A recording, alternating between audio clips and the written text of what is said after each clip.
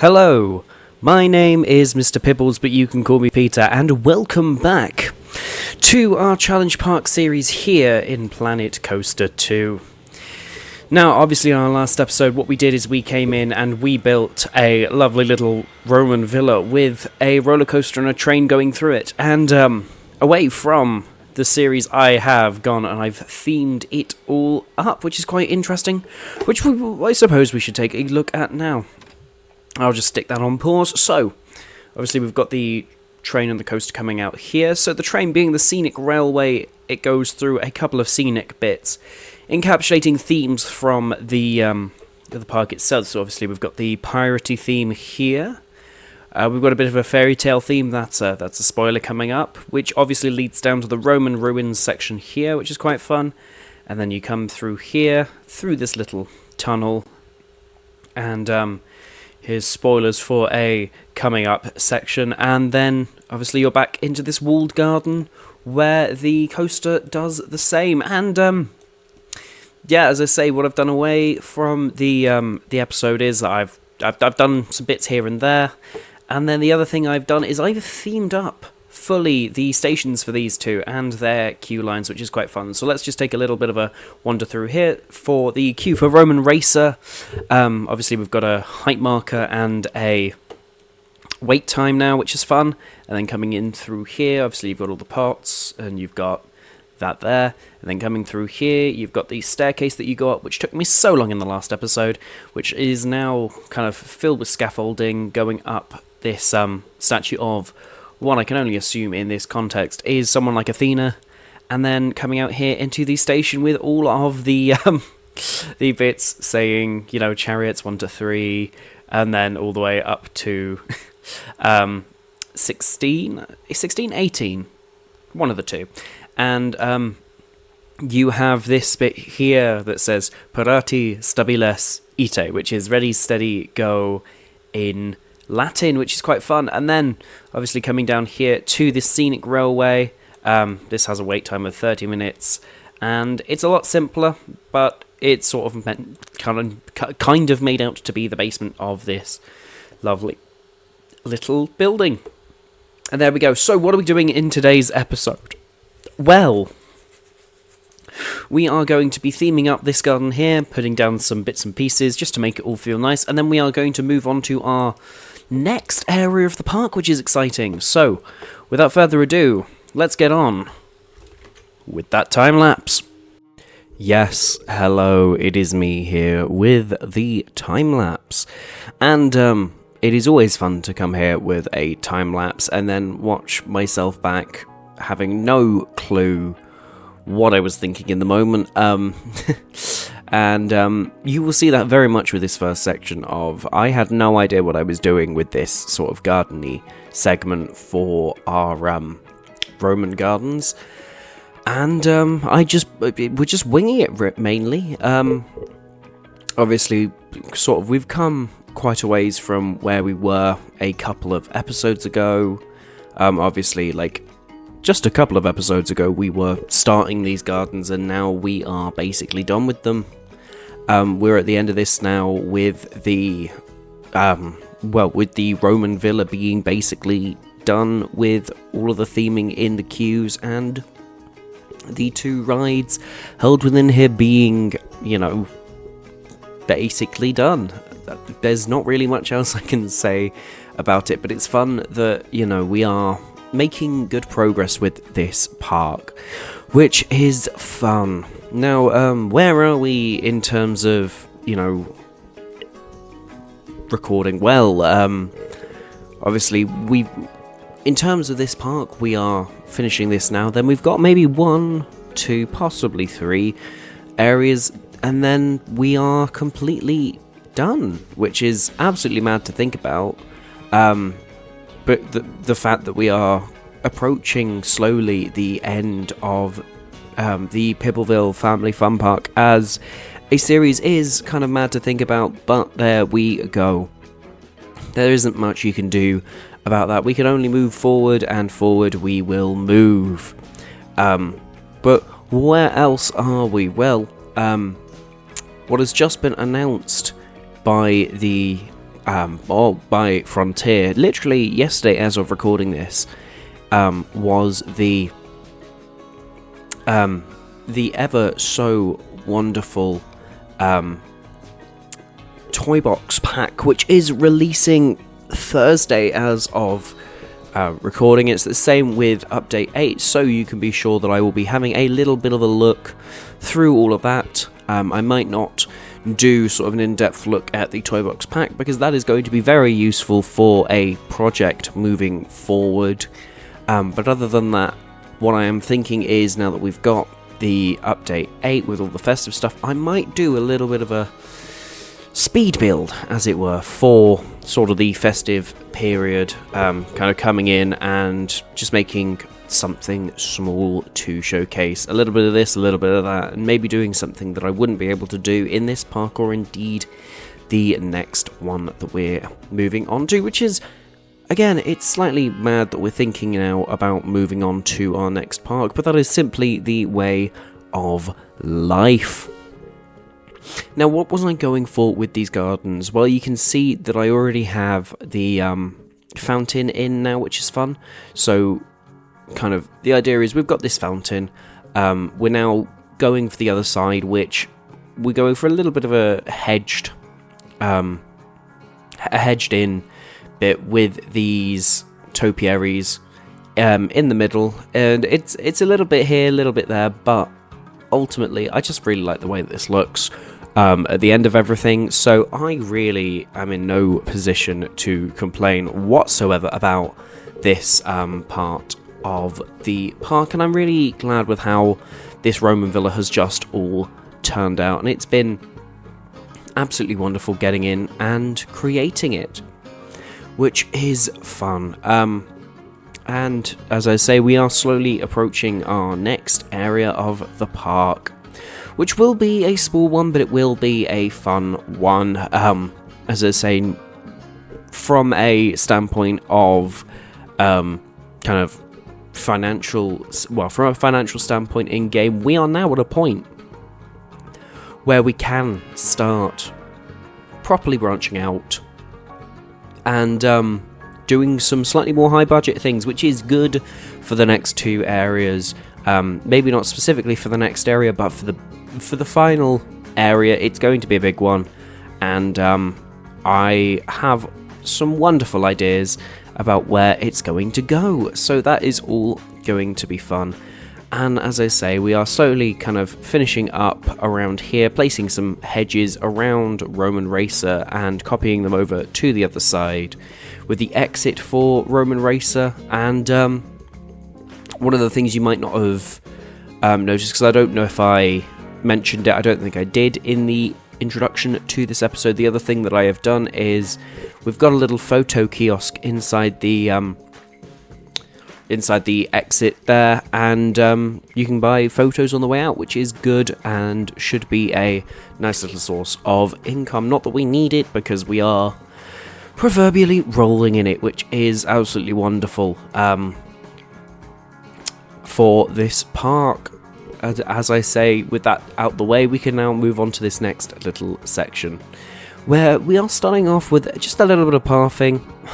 Before I go, actually, would it be easier to start with a ride? And so we're popping our signature flat ride for this area in, and is this the Sizzler, one of the two. But this is the ride that we are putting in, and the theming will become apparent the more we get into this.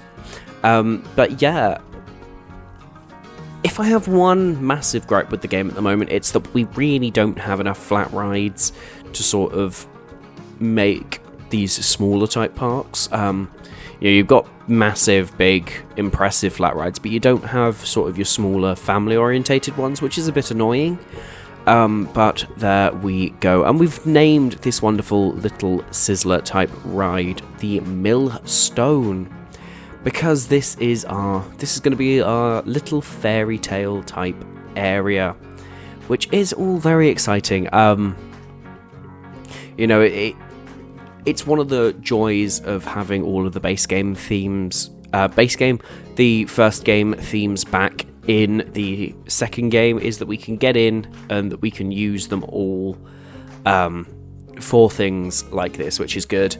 And I am actually really glad that I'm able to get in and do something like this, because, you know, I never really properly had a chance to play around in Planet Coaster 1 with things like the fairy tale theme. Even though we had it and I played around a little bit, I never really got a proper chance to play before, you know, this Planet Coaster 2 came out. And now here we are with Planet Coaster 2, and I can fully kind of have a play, as it were, which is indeed very exciting.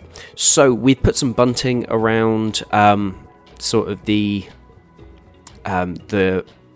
sort of footprint for this ride, and now we are getting in these capstones. I know these are meant for like corners of buildings and stuff, but these are kind of going to sit sort of underneath all of these bits and pieces here.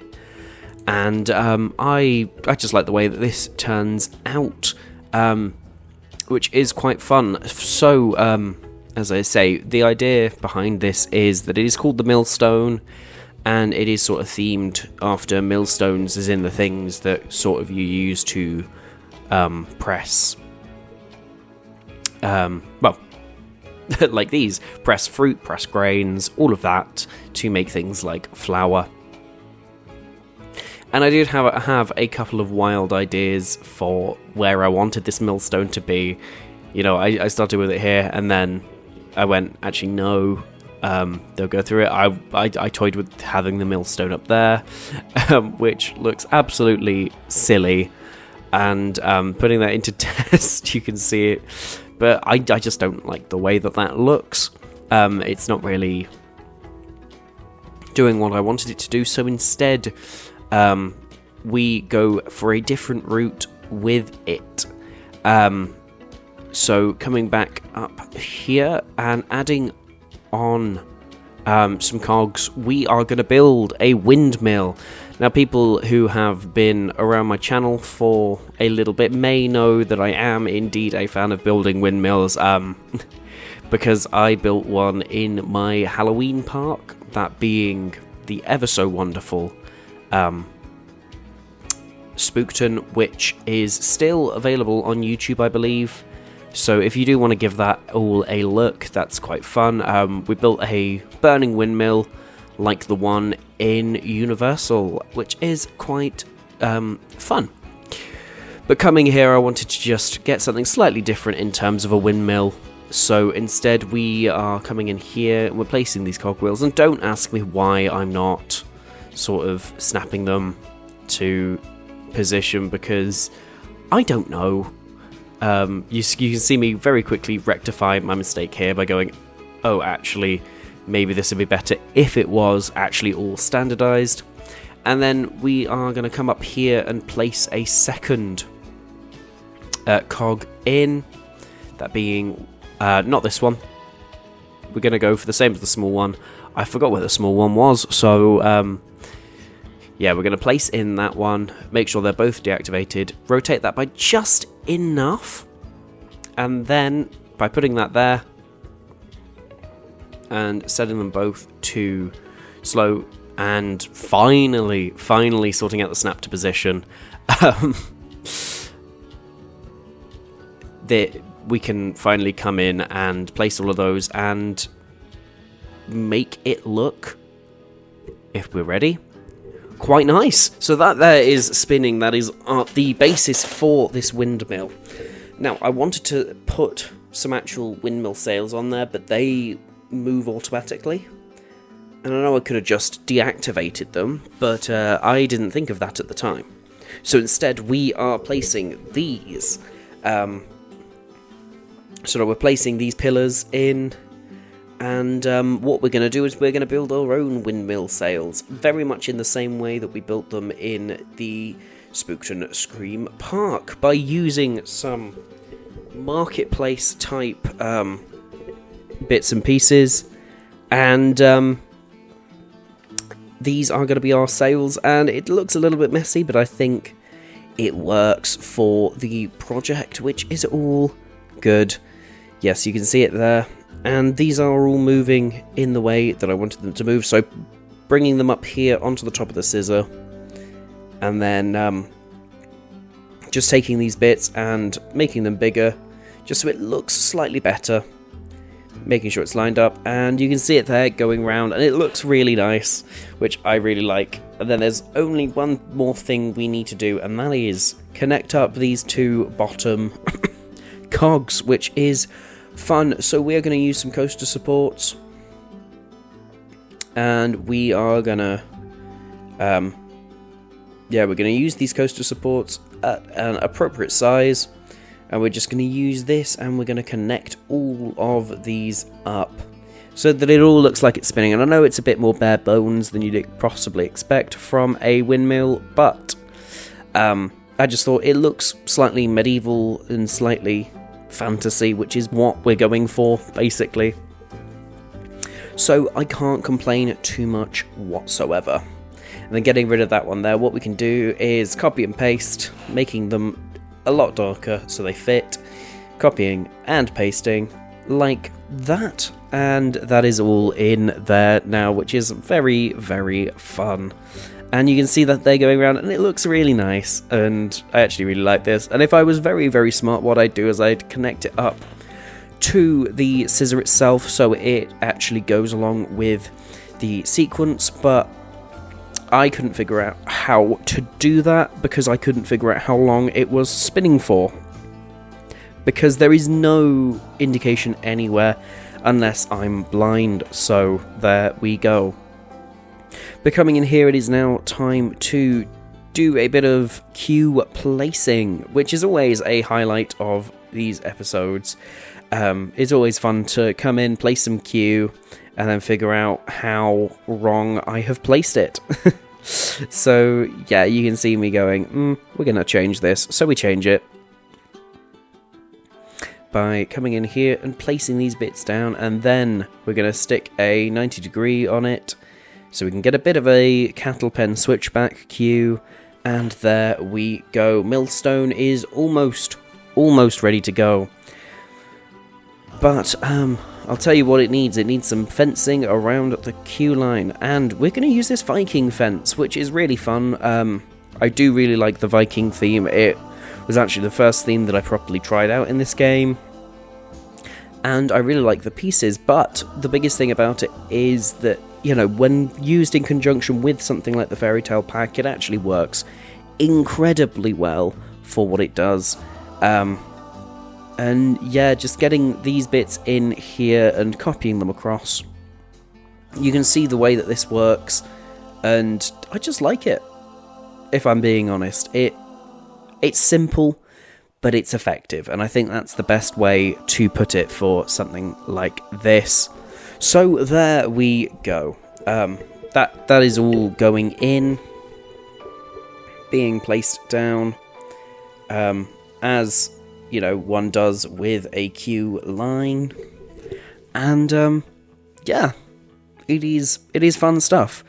Now that is done, we can just get the queue line fence down on the other side of this queue, and once that is all connected up, that is all delightful. And yeah, that is the main bit of this done. I know it feels a little bit more Viking, and it definitely will feel a lot more Viking once we've themed up the ride itself, because that is what we're doing next. Because I couldn't just leave it alone, could I? You know, I know that this is supposed to be sort of a small family-owned park. You know, you possibly get some flat rides in, but they wouldn't be themed up much. But I don't like that. And actually, now that we've got the money, and now that possibly canonically the park has enough money by the time they're building this area, they would put a little bit more thought into it. So we are doing some theming up. Think of it like Blackpool Pleasure Beach, and with their sort of launch pad and whatever, sort of, yes, it's a standard flat ride, but they've themed it up. And it's the same with the Red Arrows one that I never actually got to ride. and things like that. It's like, they are standard flat rides, yes, but they've been themed up to fit the theme, well, to fit a theme, and I think by doing the same to this scissor type ride, I think that's going to be wonderful. Now we're just coming in here and we are adding just a little bit more in with a bit of a plaza area, which is all very fun, and we will be doing a lot more work on this plaza in the next episode, which is wonderful. But for now, again, it is just coming in here and placing bits and pieces down to sort of make this all feel good. And now we can get in and properly do some theming up with the marketplace pieces from both the Fairy Tale and the Viking sets. Like, these apples, they're brilliant, I love them. And these pavilion tents are absolutely wonderful. I like the way that they look in this queue, and we can use them to hide the Transformer. So what more could you want from a flat ride? But there we go, and then kind of coming in and making this feel a little bit more like sort of a market fair by placing down some bits and pieces, and then, you know, we're able to build a small blacksmiths, we're able to build, say, a pot cellar, all of this, all of that, and it is just a matter of placing these bits and pieces down and making them feel sort of like they fit the theme. Would guests necessarily walk through this? Possibly, just given, you know, the fact that the stairs to the ride are right near, but there we go.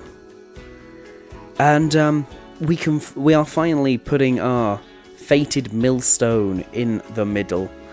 Now, I wanted to use the proper built millstone piece, but that has the millstone on it, which unfortunately is too big and would just get in the way. So instead we are building a smaller sort of fruit press without the millstone, and we're playing it off as if these things are the millstones around, which is fun.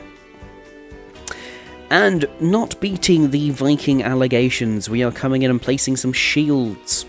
And I do like these shield pieces, but again, I'm not beating the allegations that this is just a Viking ride, not a Fairy Tale ride. But there we go. And then coming in, we're placing a few more shields, but I think it makes it look really nice, and it sort of ties this into this marketplace type idea. And it's the same with these chains that I'm using to just obscure the ride bits and pieces here and there. Now we are slowly and surely approaching the end of this time-lapse segment, but if you have enjoyed this episode, then please do as my real-time self says, and like, subscribe, and comment, because every little bit helps, and it really means that I get to know really who's watching and who's enjoying and all of that. Let's go to real time. Okay, well, welcome back to real time, and this is what we have done this episode. We have built the millstone, which is our brand new scissor type ride that spins around here, and it is all quite fun, and I just really like the way that it looks and all. And obviously the other thing we've done is we have built this garden here. Let me just yeah, we built this garden for